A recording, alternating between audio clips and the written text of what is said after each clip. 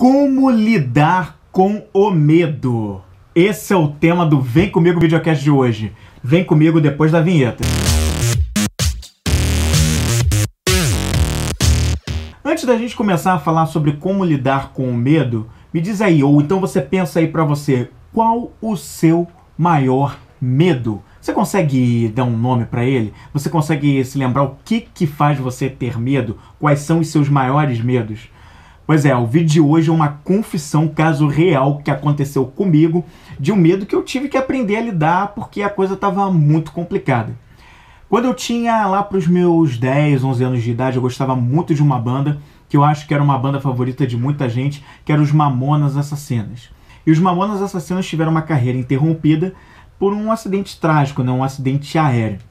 E eu me lembro que quando isso aconteceu, lá em 1996, eu era praticamente uma criança, né? Eu realmente fiquei muito impressionado com aquilo tudo. Eu me lembro que a minha mãe nem me contou de primeira que eles tinham morrido. Ela falou até que veio preparando a notícia dizendo que eles estavam no hospital, até depois ela vir com a notícia que do que de fato havia acontecido. E eu me lembro que foi um golpe muito difícil de assimilar.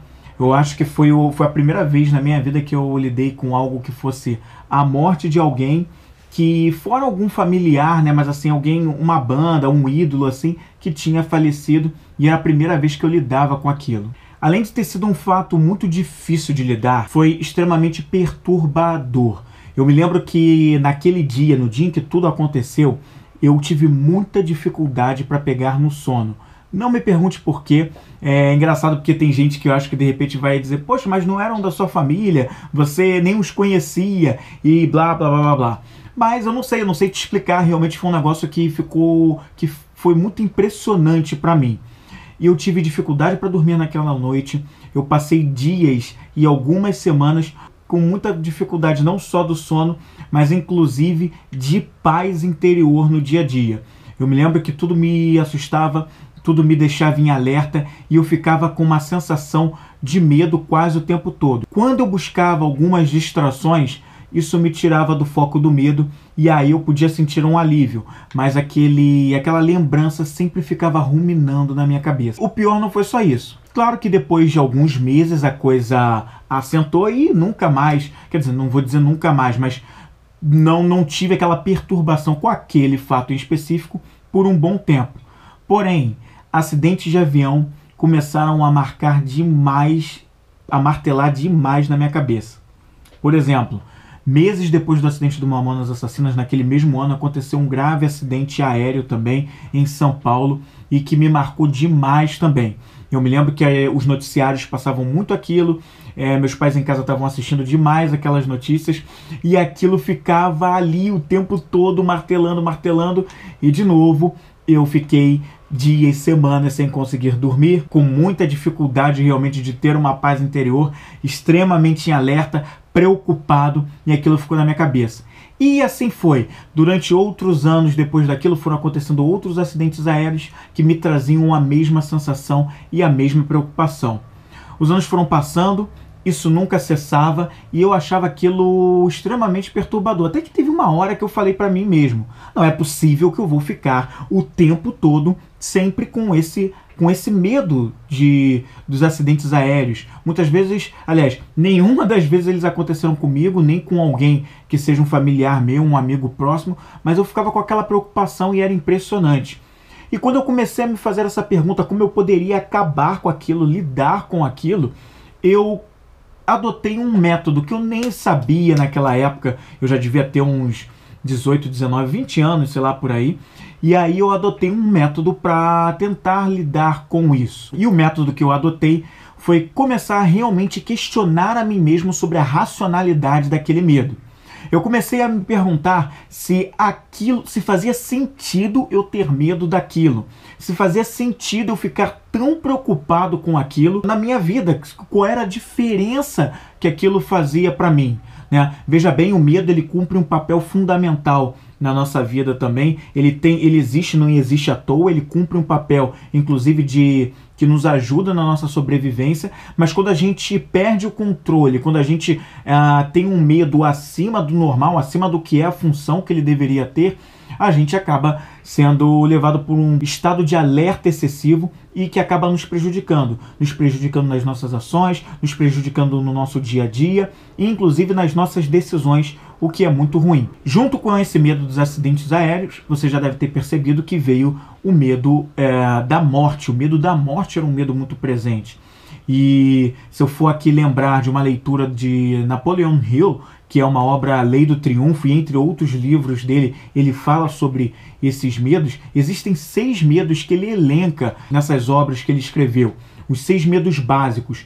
E entre eles está o medo da morte. O medo da morte, o medo da doença, são 2 medos entre esses 6 aí que ele elenca que o ser humano tem ali já de natural nele. Quando eu comecei a questionar a racionalidade disso, e ali eu nem sabia técnica nenhuma, eu na verdade fiz por uma medida que eu pensei, que eu achava, que eu fui tentar ver se funcionava comigo, eu não tinha pesquisado na época em lugar nenhum. Eu comecei a ressignificar tudo aquilo. Eu comecei a ver aquelas situações com outros olhos.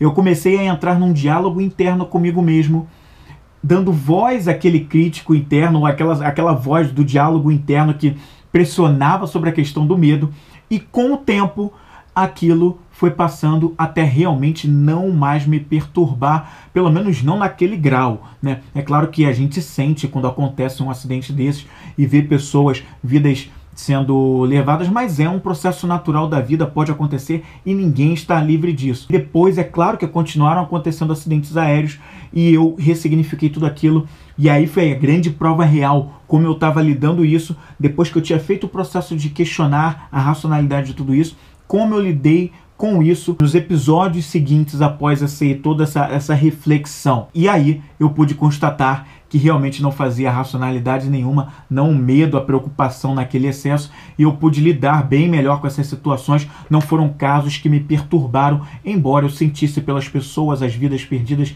as famílias dessas pessoas, mas foi uma maneira que funcionou. E lidar com esses medos, isso é uma técnica, é você aplicar essa coisa de você ter um diálogo interno saudável com você mesmo, questionar a racionalidade do que você tem medo e ver se aquilo é real. E até pensar qual é o pior que pode acontecer comigo, né? Se um episódio como esse acontecer, e no meu caso eu tiver que assistir um acidente de avião, o que de pior pode acontecer comigo por assistir uma situação dessa? Então quando a gente começa a fazer essas reflexões, a gente ressignifica as coisas. E citando de novo as obras de Napoleon Hill sobre os 6 medos, e eu falei aqui do medo da morte, né?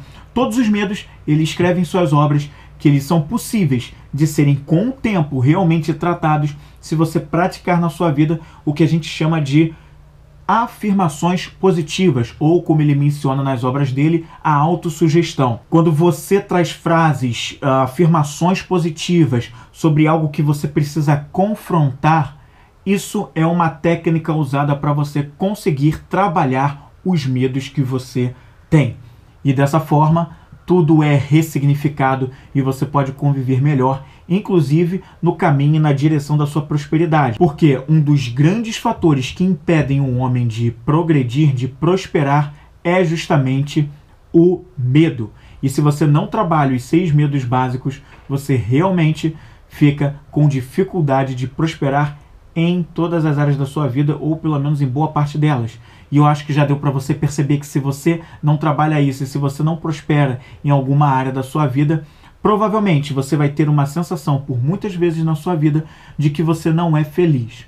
Eu posso em um outro vídeo, em um outro momento, trazer quais são esses 6 medos básicos, mas por hora era isso aqui que eu queria trazer para você nesse Vem Comigo Videocast. Então até o próximo, eu espero você e espero continuar podendo te ajudar. Me diz o que você achou aí nos comentários, entre em contato comigo e a gente bate um papo.